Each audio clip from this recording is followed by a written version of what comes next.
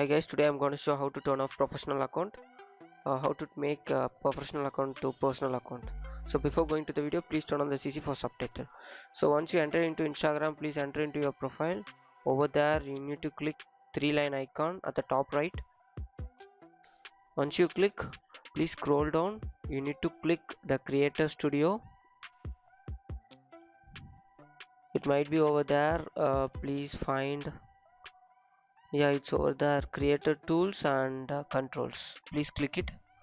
Once you enter into that, you need to find switch account type.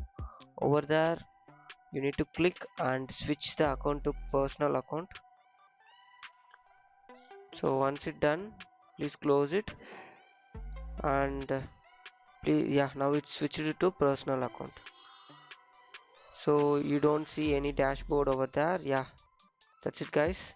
So thank you for watching. For more, subscribe TechTube.